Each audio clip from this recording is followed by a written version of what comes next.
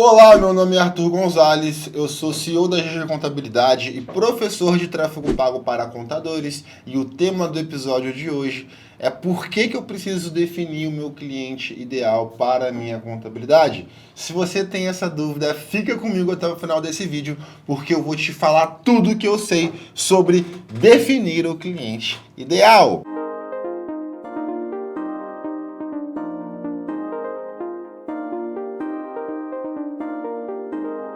Então, por que cargas d'água eu preciso definir um cliente ideal? Toda vez que eu falo em performance no mundo de marketing e vendas, eu sempre preciso ter clareza de quem é o meu cliente ideal. E por que toda vez que eu falo em performance no mundo de marketing e vendas, eu preciso saber quem é o meu cliente ideal? Porque um dos papéis do time comercial é saber falar não. Então, a partir do momento onde eu tenho um volume de pessoas muito grande falando com o meu comercial, ele ter a clareza de quem ele precisa negociar ou quem ele não precisa negociar, porque talvez aquele cliente não tenha uma solução, não tenha fit com o seu negócio, isso vai fazer o quê? Gerar mais tempo para o comercial olhar o que realmente dá dinheiro para o seu negócio. Toda vez que o meu comercial atende um cliente do qual eu não entrego a solução para ele e por falta de conhecimento do vendedor, ele negocia com aquele cara para chegar só nos 45 do segundo tempo e perceber que não tinha fit, o que aconteceu? O seu vendedor ele custa 1 hora do seu negócio e essa hora você paga, ou seja, você tem prejuízo para gastar um tempo com alguém que não queria comprar o seu serviço de contabilidade. E aí você pode pensar, não tem problema, Arthur, sou eu sócio da empresa, eu que vendo aqui na minha contabilidade. É mais um problema ainda, meu amigo, porque o salário de um sócio, né? Se eu pegar na ponta do lápis tudo que o sócio retira e eu chegar no custo hora desse sócio, o custo hora desse cara ele representa muito para a empresa. E normalmente, quando é o próprio sócio que vende, ele não tem uma operação de marketing e vendas da maneira que deveria. Porque todo sócio de empresa que consegue vender significa que o seu marketing não faz um bom trabalho.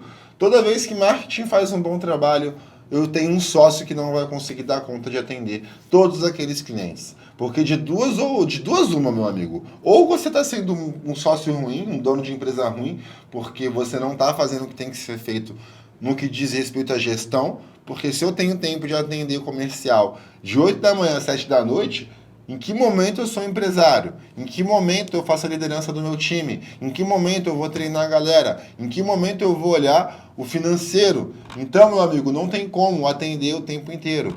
Então, se você se encontra na situação de vendedor do seu negócio, alerta vermelho, você precisa de um vendedor, você precisa de um funil de marketing e vendas funcionando no seu negócio. Então, por quê? Né? Então, quando você ligar esse funil, saber falar não é fundamental para você ter resultado.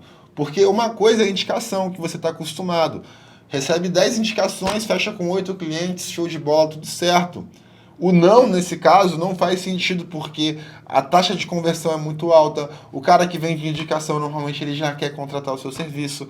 É uma outra realidade. Agora, quando eu estou no mundo de curiosos da internet, aí, meu amigo, perder tempo com curioso, desinteressado, mal qualificado, o seu time comercial vai queimar dinheiro à toa. Então, toda vez que eu atendo um lead, lembrando que lead é o cara que preencheu nome, e-mail, telefone e começou a conversa com a gente, beleza? Toda vez que eu atendo um lead que não tem fit cultural com a minha contabilidade, eu estou queimando dinheiro à toa. Fato. E aí nós temos um outro detalhe estratégico quando eu falo de definir o cliente ideal. Toda vez que eu tenho definido o meu cliente ideal, eu consigo pensar de forma estratégica qual é o meu diferencial para esse cliente ideal. E ao definir esse diferencial, eu tenho a possibilidade de me posicionar como especialista para aquele determinado público. E toda vez que eu me posiciono como especialista, existe uma coisa chamada gatilho mental da autoridade. O que é o gatilho mental da autoridade? Um exemplo clássico do gatilho mental da autoridade é quando você está na presença de um médico recebendo uma receita. Você não questiona o médico por que ele te passou o medicamento XYZ, ou você não vai questionar o médico por que ele fez uma incisão, ou por que ele fez um furo no teu braço no local XPTO, por exemplo. Você não questiona o médico isso porque ele é a figura de autoridade. E aí, sabe qual que é o mais louco ainda? Porque se você estiver num hospital e aparecer alguém vestido de médico, jaleco de médico, mesmo sem ser um médico, você vai acreditar fielmente que aquele cara é um médico apenas pela vestimenta dele. Então, o que eu quero falar com isso? Que o gatilho mental da autoridade, ele tem muito mais a ver com a percepção que eu coloco na cabeça da outra pessoa a respeito de mim. Então, por mais que eu não seja tão foda, eu posso criar isso na cabeça da pessoa. Então, qual que é o papel de marketing? Óbvio que, galera, a gente tem que ser o mais foda possível. Só que o papel de marketing é literalmente, cara, mostrar isso de uma forma que fique da melhor maneira possível. Então, toda vez que eu consigo me posicionar como especialista, a gente tem esse gatilho mental da autoridade, que ele entra no subconsciente da pessoa para influenciar ela na tomada de decisão. Então, uma vez que eu tenho o meu cliente ideal definido e eu sei como que eu posso ajudar esse cara de uma forma diferenciada, eu consigo criar um posicionamento estratégico de marketing e, de quebra, eu exploro bastante o gatilho mental da autoridade. E um outro ponto, pensando nos segmentos contábeis, de forma macro, temos indústrias, comércio, serviço. A gente sabe do mundo de especificidades que a gente tem de acordo com cada CNAE, mas se a gente olhar de uma forma mais generalista, a base de trabalho entre indústria, comércio e serviço não muda muito. Então a dinâmica operacional, ela não muda muito. Por mais que, cara, um serviço de um cara que não tem fator R, por exemplo, e do que tem fator R, são completamente diferentes. Só que o detalhe, né, a diferença a mais, ela não onera tanto assim a minha operação. Então, toda vez que eu penso em segmento contábil, eu tenho indústria, comércio e serviço. E a partir do momento que você define o seu cliente ideal, você precisa escolher um segmento. E a escolha desse segmento vai impactar diretamente a sua operação. Então, velho, se eu estou escolhendo trabalhar com indústria, eu vou precisar de uma mão de obra muito mais capacitada do que se eu escolher trabalhar com serviço.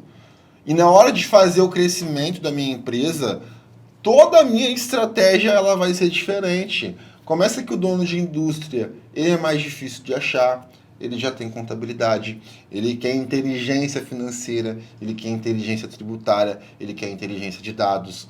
Ou seja, é um perfil de cliente completamente diferente do cara que está prestando serviço de forma terceirizada, que seria o famoso PJ. Então, meu amigo, a partir do momento onde eu escolho o meu cliente ideal, existem uma série de impactos que eu tenho na decisão que eu tomei para o crescimento do meu negócio. E eu preciso pensar de forma estratégica em todos esses pontos. Porque, beleza, Me tornei um especialista, estou usando o gatilho mental de autoridade, eu aprendi a falar não, show de bola, estou ganhando tempo aqui para poder vender mais. Só que como que eu vou fazer essa entrega? Sempre que eu falo em cliente ideal, eu tenho que pensar em como que eu vou entregar para esse cliente ideal e se vai fazer sentido. Por isso que eu falei aqui, diferencial para esse cliente ideal. Qual é o seu diferencial? Uma vez que eu tenho o meu cliente ideal definido, eu sei para quem eu falo não, eu sei qual é o impacto que eu tenho na minha operação em cima disso, aí, meu amigo, a coisa ela vai andar de uma forma muito mais leve, digamos assim. Eu ia falar solto não, mas muito mais leve, porque eu sei exatamente qual é o tipo de cliente que me gera uma lucratividade X, e é disso que eu preciso para poder crescer o meu negócio. E aí tem todos os pontos. Ganho operacional, porque você masteriza a entrega daquela operação. Eu tenho o ganho estratégico de marketing e eu também tenho o ganho no comercial. Então, meu amigo, se olhar de forma estratégica, eu tenho ganho em todas as principais esferas do meu negócio: marketing, vendas e operação. Espero que você tenha gostado desse vídeo. Não esquece de deixar o seu like, isso é muito importante para o canal. Comenta se ficou alguma dúvida e compartilha com aquele amigo contador que também tem essa dúvida. Um grande abraço e eu te vejo no próximo episódio.